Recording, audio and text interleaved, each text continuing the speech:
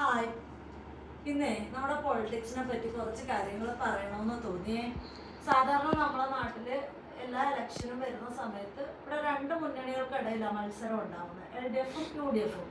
എന്നാൽ ഇത്തവണ BJP നന്നായിട്ട് ശക്തി ആർജിച്ച് വന്നിരിക്കുന്നത് കാരണം നമ്മുടെ നിയമസഭാ ഇലക്ഷൻ മൂന്ന് മുന്നണികൾക്കിടയിലാണ്. അതായത് ഒരു ത്രികോണ മത്സരമാണ് ഇത്തവണ കേരളത്തിൽ ഉണ്ടാവാൻ പോണത്. ഇപ്പൊ കഴിഞ്ഞ 10 വർഷം LDF സർക്കാർ ഇവിടെ ഭരിച്ച്. ഈ 10 വർഷത്തില് നമുക്കിവിടെ എന്തൊക്കെ ഭരണ നേട്ടങ്ങളാണ് ഉണ്ടായത്? നമ്മുടെ കേരളത്തിന്റെ പൊതുകടം 1 ലക്ഷം കോടിയിൽ നിന്ന് 5 ലക്ഷം കോടിയായിട്ട് നമ്മുടെ സർക്കാർ ഉയർത്തി തന്നു. കേരളത്തിൽ ഉണ്ടായിരുന്ന ബിസിനസ്സുകൾ മൊത്തം കൂട്ടിച്ച്, ഇവിടെ ഉണ്ടായിരുന്ന ബിസിനസ്സുകളൊക്കെ പല നാട്ടിലോട്ടും ഒട്ടിച്ചു വിട്ട്. എന്നാൽ PSC നിയമനങ്ങൾ ആദ്യത്തെ റാങ്ക് ലിസ്റ്റിൽ വരുന്ന ആൾക്കാർക്ക് പോലും ജോലി കിട്ടാതെയായി.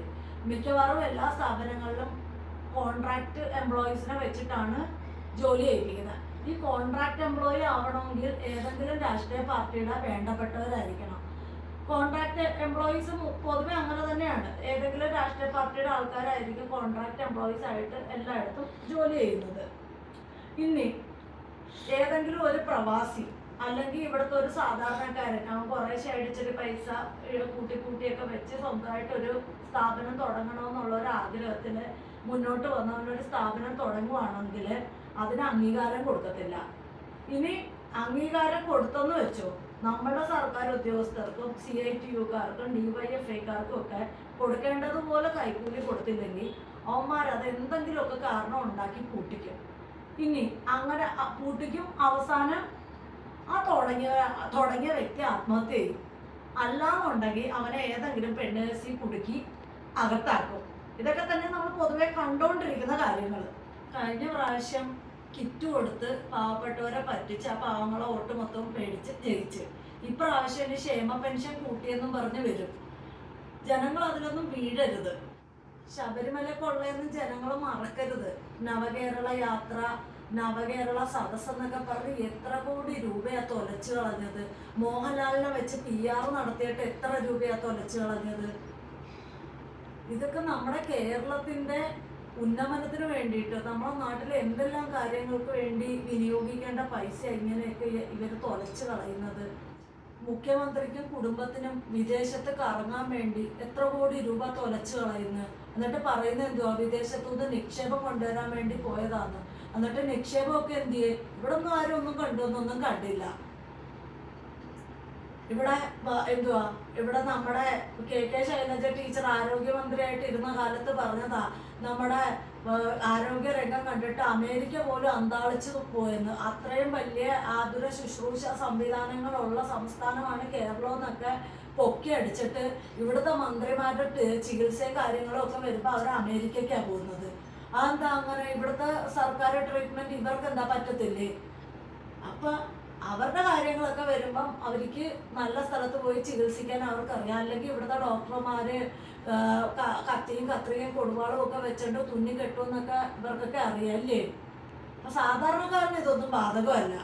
ഇവിടെ കാര്യക്ഷമത ഉള്ളൊരു കൃഷി വകുപ്പുണ്ടോ?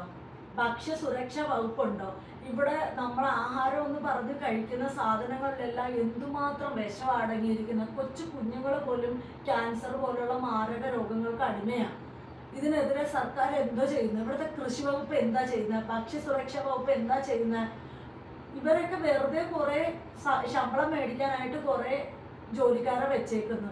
എന്നല്ലാതെ ഇവരൊന്നും കൊണ്ട് ജനങ്ങൾക്ക് ഒരു ഗുണവുമില്ല. പിന്നെ കൃഷി മേഖല, കൃഷിക്കാർ മൊത്തം കടക്കടിയിൽ അകപ്പെട്ട് കിടക്കുക. എന്താന്ന് വെച്ച് കഴിഞ്ഞാൽ എവിടെയെങ്കിലും അവർ കയ്യിലിരിക്കുന്ന കാശ് കൊടുത്ത് കടം മേടിച്ചും ഒക്കെ അവർ കൃഷി ഇറക്കി കഴിഞ്ഞാൽ ഇത് പന്നിയും കുരങ്ങും ആനയും ഒക്കെ വന്ന് നശിപ്പിക്കുക. ഈ പന്നിയൊക്കെ കൊല്ലാനൊക്കെ ഉള്ള പെർമിറ്റ് ജനങ്ങൾക്ക് തന്നെ കൊടുക്കുകയാണെങ്കിൽ, എന്നിട്ട് ഈ കൊല്ലുന്ന പന്നിയെ സർക്കാർ മേടിച്ച് ലേലം ചെയ്ത് വിറ്റാൽ തന്നെ സർക്കാരിന് ഒരു വരുമാനവും ആവും, നമ്മുടെ കൃഷിയൊക്കെ മെച്ചപ്പെടുകയും ചെയ്യും. അതൊന്നും ഒന്നും ചെയ്യത്തില്ല. ഇവിടെ മനുഷ്യരെക്കാളും സ്നേഹം പന്നികളെടുത്തും ആനയെടുത്തും കുരങ്ങിൻ്റെ അടുത്തും പുലിയെടുത്തും ഒക്കെയാണ്. എന്തൊരവസ്ഥയാ! ഓരോ ദുരന്തവും കാശാക്കി മാറ്റുന്ന ഒരു ആഭ്യന്തര വകുപ്പാണ് നമുക്കുള്ളത്. 2018-ലെയും 2019-ലെയും വെള്ളപ്പൊക്കം വെച്ച് കുറെ കാശുണ്ടാക്കി.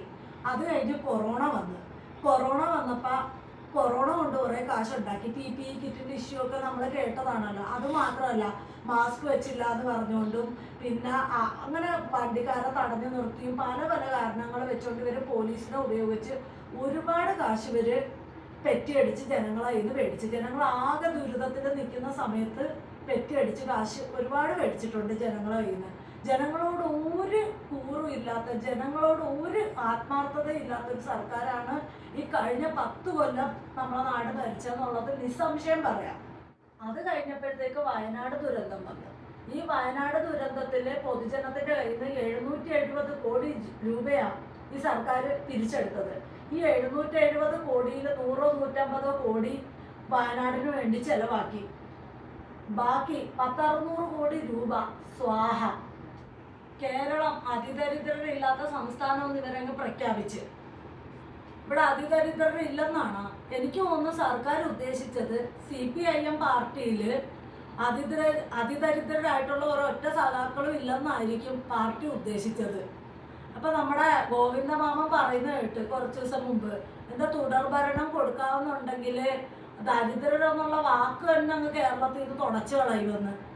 എന്ന് പറഞ്ഞാൽ അതിൻ്റെ അർത്ഥം എന്തുവാ? സഖാക്കളൊക്കെ വീണ്ടും കുറെ കൂടെ സമ്പന്നരാകുമെന്ന്. അല്ലാതെ ജനങ്ങളുടെ ഇടയിലെ ദാരിദ്ര്യം പോകുമെന്നാണോ? നമ്മളൊക്കെ സോഷ്യൽ മീഡിയ ഒക്കെ ഉപയോഗിക്കുന്ന ആൾക്കാരല്ലേ. ഡെയിലി എത്ര ആൾക്കാരാ വീടില്ലാതെയും രോഗങ്ങളായിട്ടും ഒക്കെ കരഞ്ഞും വിളിച്ചും ഈ സോഷ്യൽ മീഡിയയിൽ യൂട്യൂബേഴ്സ് വീഡിയോ എടുത്തിട്ട് ഇടുന്നത്. എത്ര ജനങ്ങളാണ് അവരെ സഹായിക്കാനായിട്ട് മുന്നോട്ട് വരുന്നത്. എന്നിട്ടാണ് സർക്കാർ പറയുന്നത് അതിദരിദ്രരില്ല, ദരിദ്രരെയും കൂടെ അന്ന് തുടച്ചു കളയും. എന്തുന്നൊക്കെയാ പറയുന്നത്? ഈ പറയുന്നതല്ലാതെ ഇത് വല്ലതും ആണോ കേരളത്തിന്റെ അവസ്ഥ? നമ്മൾ എന്തെങ്കിലും പറയുമ്പോൾ പറയും UP-യിലോട്ട് നോക്കാൻ. ആദ്യം നമ്മുടെ സംസ്ഥാന ഗവൺമെന്റ് നമ്മുടെ സംസ്ഥാനം നന്നാക്കുക, പിന്നെ നമുക്ക് UP-യിലോട്ട് നോക്കാം. ഏതെങ്കിലും ഒരു വിദേശ കമ്പനി ഇന്ത്യയിൽ ഇൻവെസ്റ്റ് ചെയ്യാനായിട്ട് നോക്കുമ്പോൾ അവരുടെ പ്രയോറിറ്റി ലിസ്റ്റിൽ എവിടെയും കേരളം ഇല്ല. കാരണം കേരളത്തിൽ ഇൻവെസ്റ്റ് ചെയ്യാനായിട്ട് എല്ലാ കമ്പനിക്കും പേടിയാ. കാരണം എന്താ? ഇവിടുത്തെ CITUവും DYFIയും ഒക്കെ തന്നെയാ. ഇവിടെ മറ്റു സംസ്ഥാനങ്ങൾ ഒരു വിദേശ ഇൻവെസ്റ്റ്മെന്റിന് വേണ്ടി മത്സരിക്കുക. ഇപ്പൊ ഗൂഗിളിന്റെ തന്നെ ഒരു സ്ഥാപനം വരാനായിട്ട് പോകുമ്പോൾ ആന്ധ്രയും തമിഴ്നാടും തമ്മിൽ മത്സരമാണ്. അവരുടെയൊക്കെ സ്ഥാപനങ്ങൾ വരുന്നതെല്ലാം ആന്ധ്രയിലും തമിഴ്നാട്ടിലും കർണാടകത്തിലും ഒക്കെയാണ്. നമ്മളൊരു വീക്കെൻഡില് ഇപ്പൊ തമിഴ്നാട്ടിലോ കർണാടകത്തിലോ ഒക്കെ ഉള്ള റെയിൽവേ സ്റ്റേഷനിലോ ബസ് സ്റ്റേഷനിലോ ഒക്കെ പോയാൽ കാണാം. അവിടുന്ന് ഇവിടുത്തെ ബംഗാളികളെക്കാളും കൂടുതൽ തിരക്കാണ് അവിടുന്ന് ഈ കേരളത്തിലോട്ട് വരാൻ നിൽക്കുന്ന മലയാളികളുടെ. എന്നിട്ട് ഇവിടെ എന്ന് പറഞ്ഞു കഴിഞ്ഞാല് ഇവിടെ നമുക്ക് മതമാണ് പ്രശ്നം. ഇവിടെ മതം പറഞ്ഞ് വോട്ട് പിടിക്കല്ല. അല്ലാതെ ഇവിടെ പഠിച്ചു വളരുന്ന കുട്ടികൾക്ക് ഭാവിയിലേക്ക് ജോലി ഓപ്പർച്യൂണിറ്റിക്കൊക്കെ വേണ്ടിയിട്ട് ഗവൺമെന്റ് എന്താ ചെയ്യുന്നത്? സ്വന്തമായിട്ട് ഒരു സ്ഥാപനം തുടങ്ങാൻ പറ്റത്തില്ല. അത് തുടങ്ങാൻ ഒരു തരത്തിലും ഒരു ഇതും കിട്ടത്തില്ല. നമ്മുടെ നാട്ടിലെ നിയമങ്ങളൊക്കെ മഹാ ഇടങ്ങേറ് പിടിച്ച നിയമങ്ങളാണ്. പിന്നെ എങ്കിൽ എന്താ PSC ടെസ്റ്റ് എഴുതി എവിടെയെങ്കിലും ജോലിക്ക് കയറാമെന്ന് വിചാരിച്ചാൽ ഒരു ടെസ്റ്റ് എഴുതുന്നതിന് ഒരു ഉദ്യോഗാർത്ഥിയുടെ 5 കൊല്ലം പോകും. എന്നിട്ട് അവർ എങ്ങനെയെങ്കിലും ലിസ്റ്റിൽ വന്നാലാ അവന് കിട്ടത്തില്ല. ഇവർക്ക് വേണ്ടപ്പെട്ടവരെ അവർ പിൻവാതിൽ നിയമനം നടത്തി അതും കയറ്റും. ഇവിടെ എന്ത് വികസനമാണ് ഇവർ കൊണ്ടുവന്നേക്കുന്നത്? ഇവിടുത്തെ ജനങ്ങൾക്ക് വേണ്ടി ഗവൺമെന്റിന്റെ കരുതൽ എന്തുവാ? ഇവിടുന്ന് ഓരോ വർഷവും ഈ കഴിഞ്ഞ 10 വർഷത്തിനിടയ്ക്ക് നമ്മളെ നാട്ടിൽ നിന്ന് എത്ര കുട്ടികളാണ് മറ്റു വിദേശ രാജ്യങ്ങളിലേക്ക് പോയത്? ഇതൊന്നും ആരും ഇവിടെ കാണുന്നില്ല. നമ്മുടെ നാട്ടിൽ നിന്ന് മുമ്പ് GCC രാജ്യങ്ങളിലേക്ക് ആൾക്കാർ ജോലി തേടി പോകുമായിരുന്നു. അതെന്ന് പറഞ്ഞാല് അവിടുത്തെ പൈസ നമ്മുടെ നാട്ടിലേക്ക് ഇങ്ങോട്ട് വരുക. ഇതിപ്പോ കുട്ടികള് അവരുടെ വീടിന്റെ ആധാരം പണയം വെച്ചും വിദ്യാഭ്യാസ ലോൺ എടുത്തും എന്തൊക്കെ വീട്ടുകാരുടെ സ്വർണം വിറ്റുമൊക്കെ ഇവര് യൂറോപ്പിലേക്കും UK-യിലേക്കും ഓസ്ട്രേലിയയിലേക്കും കാനഡയിലേക്കും US-ലേക്കും ഒക്കെ പോകുന്നത് തിരിച്ച് ഇന്ത്യയിലേക്ക് വരിക എന്നുള്ള ലക്ഷ്യത്തിലല്ല, PR എടുത്ത് അവിടെ സെറ്റിൽ ആവുക എന്നുള്ള ലക്ഷ്യത്തിലാണ്. അപ്പൊ നമ്മുടെ കാശ് അങ്ങോട്ടാ പോണത്, അല്ലാതെ അവിടെ നിന്ന് ഇങ്ങോട്ടും ഒന്നും വരുന്നില്ല. ഇങ്ങനെ പോയാല് നമ്മുടെ കേരളം വയോജനങ്ങൾക്ക് മാത്രമായിട്ടുള്ള ഒരു സംസ്ഥാനമായിട്ട് മാറും. വയോജന സൗഹൃദ സംസ്ഥാനമായിട്ട് കേരളത്തെ പ്രഖ്യാപിക്കേണ്ടി വരും ഇങ്ങനെ പോയാല്. അതുകൊണ്ട് കേരളത്തിലെ ജനങ്ങളൊന്ന് ഓർക്കുക, നിങ്ങൾ വോട്ട് ചെയ്യാനായിട്ട് പോകുന്ന സമയത്ത് ഇവരിവിടെ ചെയ്തു വെച്ചിരിക്കുന്ന കാര്യങ്ങളെല്ലാം എല്ലാവരുടെയും മനസ്സിലുണ്ടാകണം. പിന്നെ ഇന്നിപ്പോ BJPയും കൂടെ ശക്തി ആർജിച്ച് വന്നേക്കുന്ന ഒരു സമയത്ത് ഇവർ പറയും മതമാണ് പ്രശ്നമെന്ന്.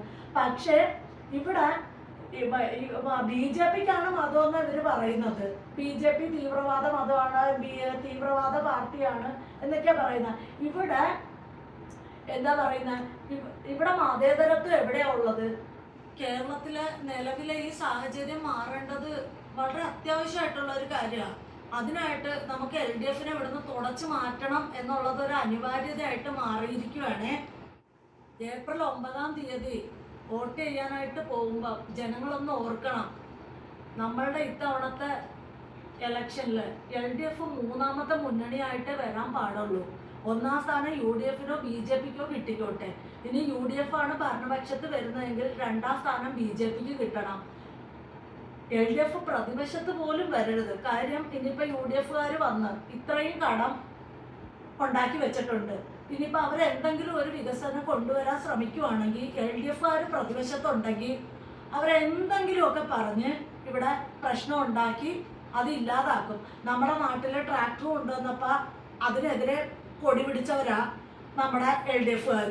അതേപോലെ തന്നെ നമ്മുടെ നാട്ടിൽ കമ്പ്യൂട്ടർ കൊണ്ടുവന്നപ്പോഴും ഇതേപോലെ ആയിരുന്നു.